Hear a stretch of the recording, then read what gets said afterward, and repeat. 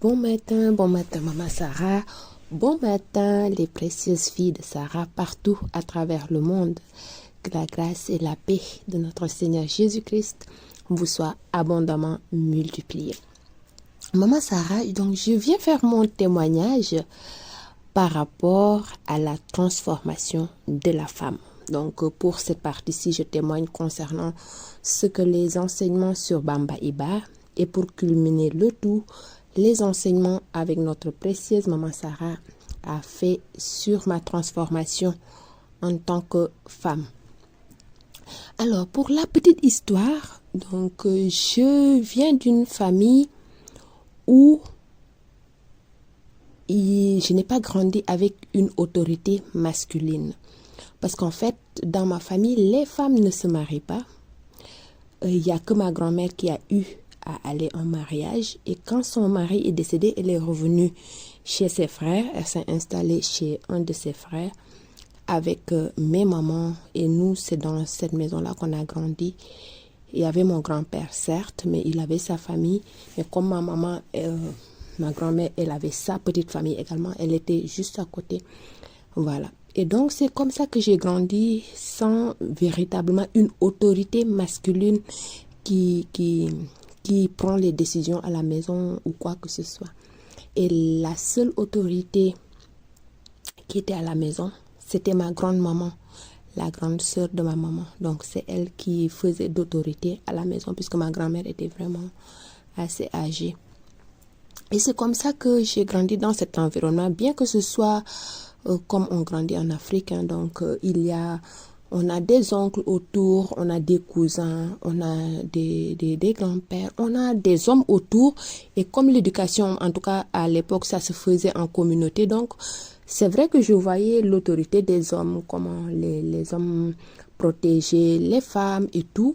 Mais dans ma propre maison, je connaissais pas, voilà, le papa a dit faites ceci, tout le monde se range, voilà, des trucs comme ça. Chez nous, ça n'existait pas puisqu'il n'y avait pas cette figure masculine.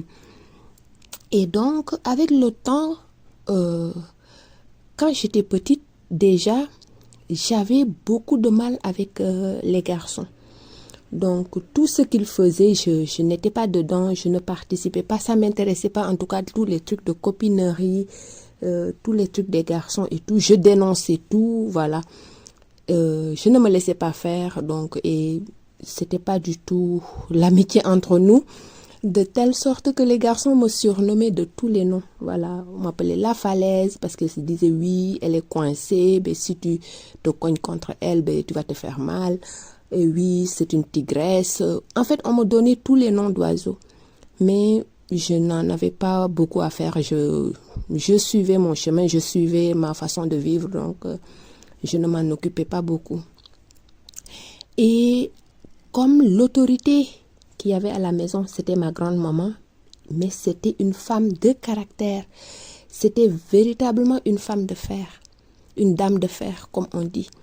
Et donc, j'avais beaucoup d'admiration pour elle, beaucoup d'admiration, de telle sorte que quand on m'a versé les gouttes d'eau chez les catholiques, ben, j'étais assez consciente, donc parce que j'avais soit 5 ans ou 6 ans.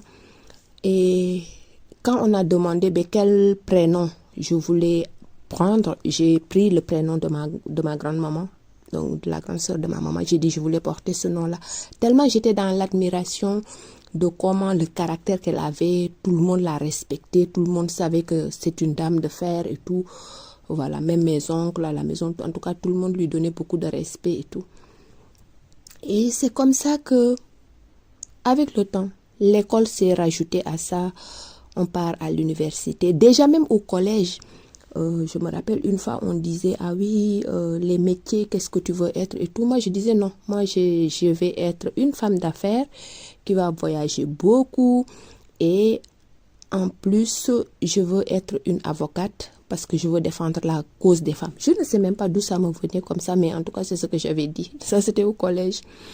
Et maintenant quand je suis arrivée à l'université, ben oui, avec les mouvements féministes, avec tous les mouvements qui encouragent les femmes à être battantes, à être indépendantes, à s'assumer et tout, Et je suis rentrée dans cette mouvance du féminisme et tout. Et j'ai tellement développé ça que cette relation conflictuelle avec les hommes, ça a toujours été le cas. Donc, de telle sorte que, en tout cas, les peu de relations que j'ai eues dans le monde, c'est moi qui décidais quand est-ce que la relation commence. C'est moi qui décidais aussi quand est-ce que la relation s'arrête. Et pour ne pas, par exemple, m'attacher à un homme ou quoi que ce soit, quand j'étais dans une relation, je ne prenais rien, je n'acceptais aucun cadeau de l'homme, je ne voulais rien de lui parce que dans ma tête, je m'étais déjà fait à cette idée que quand je vais partir, il ne faut pas qu'il ait un motif pour me dire voilà, tu étais avec moi par intérêt, j'ai fait ceci pour toi, j'ai fait cela pour toi. Donc quand j'étais dans une relation, je pouvais prendre mon argent et te faire un cadeau ou qu'on aille manger ou quoi, mais je n'acceptais pas de présent vraiment, quelque chose que l'homme va dire, ah non, ça c'est moi qui ai acheté ça pour elle, ça c'est moi qui ai fait pour elle. Ça, je n'acceptais pas. Et c'est comme ça que je fonctionnais jusqu'à ce que, voilà, le Seigneur me fasse rencontrer mon chef. Et quand le Seigneur veut briser quelque chose en quelqu'un, il sait qu'est-ce qu'il va utiliser. Et donc, c'est avec cette relation avec mon chef, qui a été d'ailleurs une relation aussi conflictuelle, là, je pense l'unique même, la relation la plus conflictuelle de toute ma vie. Donc, ça a été cette relation-là. Et au sortir de cette relation, ça m'avait tellement conforté encore dans ce que je pensais. Parce que je disais véritablement, voilà, c'est vrai, les hommes, ils sont comme ça, ceci, vous voyez ce qu'ils font et tout. Ça m'avait tellement conforté dans ça et j'avais été tellement frustrée, meurtrie, tout en tout cas, blessée et tout. Donc, je vous assure que j'étais devenue agressive. Tout ce que ces qualificatifs qu'on me disait dans l'enfance, je les ai véritablement manifestés. Donc, je suis à la sortie de cette relation, j'étais devenue agressive envers tous les hommes. J'étais polie à mon boulot parce que le travail me l'exigeait et tout. Mais quand je sortais de mon boulot ou dans ma vie sociale, tout homme qui m'approchait, qui essayait de me dire quoi, je t'agressais littéralement. J'agressais les hommes. Je ne faisais, en fait, je ne voulais parler à aucun homme. J'avais une haine, je vais dire ça parce que c'est comme ça que le Seigneur me l'a dit, j'avais une haine des hommes que je ne supportais pas qu'un homme vienne commencer à bavarder. Ah non, qu'est-ce que tu vas me raconter? Donc je suis restée avec cette blessure et tout. Et quand je rencontre les enseignements de Bamba Iba, la première chose, en tout cas même que le Seigneur a pointé du doigt, c'était cette relation conflictuelle et est-ce que j'avais pardonné et tout. Et c'est là que je commence à écouter les enseignements de Bamba Iba.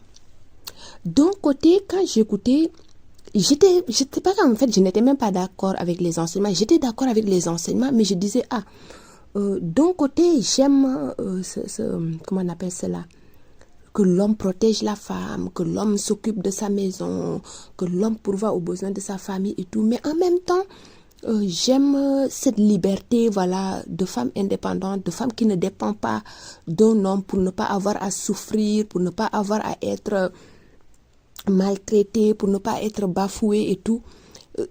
J'aimais ça. Mais les enseignements ont brisé petit à petit parce que le frère a commencé à faire les enseignements sur femmes dans la sainteté. Et c'est là qu'il a, il a vraiment déshabillé le féminisme, les idées qu'on avait reçues, toute cette mascarade qui, en fait, en réalité, n'était rien d'autre que de la rébellion contre Dieu, contre la ligne d'autorité du Seigneur et tout. Et les écailles sont tombées de mes yeux. J'ai vraiment accepté la chose sans résistance. Mais comment faire pour que cette blessure dans mon cœur qui avait créé cette agressivité en moi quitte. Ça, je ne savais pas comment m'en débarrasser et tout. Et le Seigneur, comme il sait faire les choses, il te montre, parce qu'à moi, il m'a véritablement parlé. Parce qu'une fois, le frère, il a fait un enseignement où il avait parlé des visites du Seigneur. Et quand il a fini l'enseignement, il a même prononcé mon nom. Il a dit que je me concentre. En tout cas, que cette semaine-là, je devais me concentrer et tout. Maintenant, qu'est-ce qui se passe cette semaine-là? Et la prière, c'était vraiment comment avoir cette relation d'intimité avec le Seigneur et tout. Et je partais au boulot, et comme mon boulot n'était pas loin, je partais à pied quand il fait beau. Et sur le chemin, je méditais dans mon cœur. Je disais, Seigneur, je veux vraiment avoir cette intimité avec toi. Seigneur, comment je vais faire pour avoir cette intimité avec toi? Je désire cette intimité avec toi. Et je marchais comme ça. Donc, j'arrive vers mon boulot. Et je commence à soulever la porte métallique pour rentrer au boulot. Et j'entends derrière moi quelqu'un qui me parle. Et la personne, elle me dit comme ça. Parce que si c'était qu'elle me parlait de devant, j'allais dire que oui, c'est un dragueur, il m'a vu ou quoi. Mais la personne, et quand je venais, il n'y avait personne dans la rue. Donc, la personne me parlait de derrière. Et elle me dit comme ça, que tu es belle. Tu es belle. Je vous assure, je me suis retournée. Et je lui dis, monsieur, vous savez quoi? Je n'ai même pas de temps pour vous. Hein. C'est trop tôt. Hein. C'est le matin. Je n'ai même pas de temps pour vous. Voilà. Laissez-moi en paix. Et le monsieur, en fait, quand je me retourne, je vous assure, la personne que je vois, en fait, elle, c'était même pas un dragueur ou quoi que ce soit, mais d'une apparence, hey, comme je vais le décrire comme les Érythréens ou les Éthiopiens, comme ça. En tout cas, de l'apparence, il avait les traits du visage, c'était comme les gens de ces pays-là. Et là, il me dit comme ça, il me dit, ah, désolé, je voulais tout simplement avoir une bonne connexion. J'espérais avoir une bonne connexion avec toi. Et là, j'ouvre la porte, je rentre à l'intérieur, l'esprit me dit, ce n'est pas ce que tu priais, que tu voulais la bonne connexion. Pourquoi tu ne lui as pas parlé tranquillement? Pourquoi tu ne lui as pas parlé en paix? Pourquoi tu l'as agressé? Et c'est là que je dépose les clés, je ressors en courant pour voir si je vais revoir la personne. Rien. Ah, je commence à me repentir,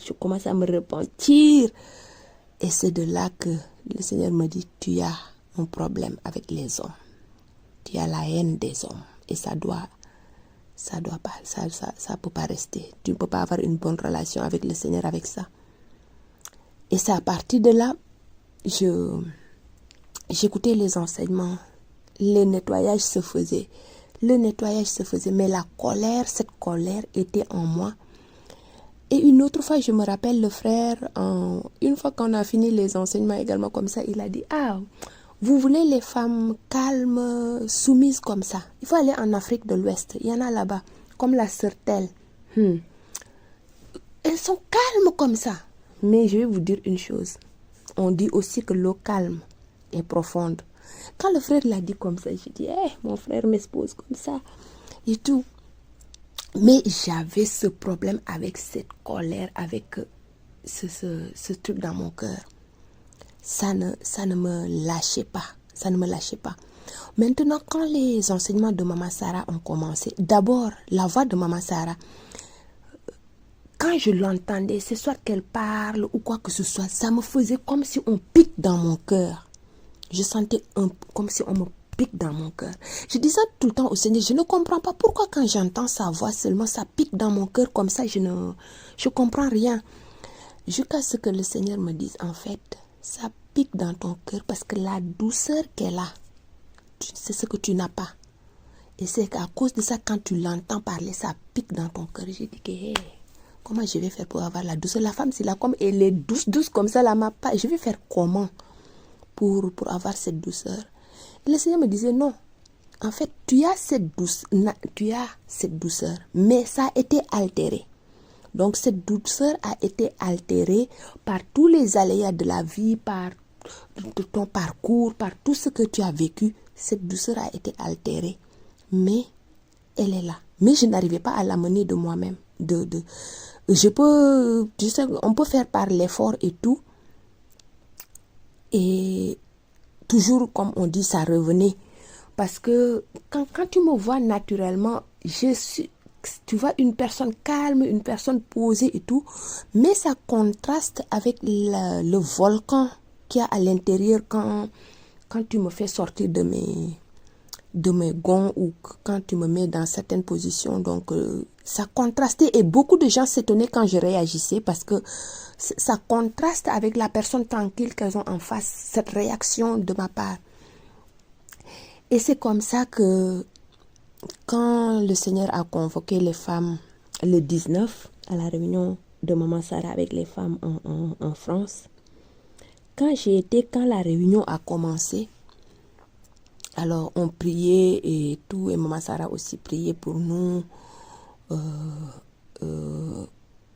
pour tout ce qui nous empêchait d'être véritablement ce que nous devons être, voilà, à la tâche pour laquelle le Seigneur nous appelle et tout. Et moi, à un moment donné seulement, j'étais inspirée comme ça à vraiment, je disais, Seigneur, je veux cette douceur comme elle est, je veux tout ça, je priais dans ce sens et tout. À un moment donné, je sais Maman Sarah, elle s'est approchée elle a quitté comme ça, elle est venue vers moi, elle m'a tendu la main. Mais également, il y a quelque chose qui m'a marqué, c'est son regard. C'était un regard sérieux, mais en même temps doux, comme ça. Elle m'a tendu la main, elle m'a fait le signe que je devais me lever. Je me suis levée et elle m'a prise dans ses bras, elle m'a serrée. Elle a commencé à prononcer des bénédictions sur moi, elle a commencé à prononcer des choses et tout. Et la réunion s'est poursuivie, À un moment donné, alors, elle s'est mise à pousser vraiment des cris, c'était des cris spécifiques. Et j'ai reçu l'inspiration qu'il fallait tout simplement émettre le même cri qu'elle. Et j'ai pu émettre de toutes mes forces, j'ai pu émettre ce cri-là 2 fois, j'ai émis ça fort. Et le Seigneur m'a dit, tu as reçu la chose. Et je peux vous assurer que depuis cette réunion du 19, un feu s'était allumé en moi. Il est même toujours là, mais moins intense maintenant. Un feu s'est allumé en moi. Ça me consumait. C'était comme si j'étais malade, j'avais la grippe et tout. Ça m'a consumé pendant toutes les rangs, en tout cas la durée de leur séjour ici. J'ai été avec ce feu. Mais je sais que ce feu nettoyait quelque chose en moi. Ce feu consumait des choses en moi. Et pour la confirmation, la semaine dernière, j'ai vécu 2 situations qu'avant, ça ne pouvait pas se passer, que mon cœur ne fasse même pas rien. Je n'ai rien ressenti, ni d'irritation, ni de colère, ni rien du tout. J'étais même dépassée. Je disais non, c'est moi. Parce que rien ne m'a irrité dans ces situations, rien du tout. Au contraire, en fait, il y avait un sentiment qui m'a envahi comme ça je ne sais pas, je vais expliquer ça comment, de compassion, à la limite, j'étais triste pour l'autre partie, vous voyez, donc c'était ça. Mais je sais que le Seigneur a nettoyé cette colère et cette douceur. Hey, cette douceur, mes sœurs, elle est en train de s'installer. Je vous assure. Hey, hey. Non, le Seigneur est merveilleux. Le Seigneur est merveilleux. Il sait en fait dans nos vies, il y a quelque chose que le Seigneur veut. En fait, si on arrive à se débarrasser de la chose, parce qu'on verra qu'il y a beaucoup d'autres choses, on a la facilité d'abandonner ces choses. Mais il y a quelque chose de coriace qui est là, qui tient. Une fois que c'est ôté, en tout cas pour moi, dans mon cœur, je considère que l'obstacle qui me retenait davantage, c'était ça, cette colère en moi, ce manque de douceur que le Seigneur est en train de vraiment d'ôter. Il a ôté même. C'est juste il faut que je prenne conscience et que, voilà, que je ne me laisse pas, que l'ennemi ne vienne pas vouloir me ramener dans les choses du passé et que moi-même je me laisse faire. Voilà, je rends grâce au Seigneur pour la vie de Maman Sarah, pour les merveilleux enseignements, plein de choses qu'on apprend. Et comme je le dis, il n'y a pas de honte à imiter le bon exemple. La honte, c'est quoi? C'est un cancer pour l'apprentissage. Laissons-nous mouler par tout ce que nous entendons dans Sarah et ses filles, dans les enseignements sur Bamba Iba. Et le Seigneur, voyant notre effort, il va nous encourager, nous fortifier pour qu'on puisse aller de l'avant. Maman Sarah, je t'aime. Les précieuses filles de Sarah, je vous aime. J'espère que ce témoignage va édifier quelqu'un et tout est pour la gloire de notre Seigneur Jésus-Christ. Je vous aime, votre sœur.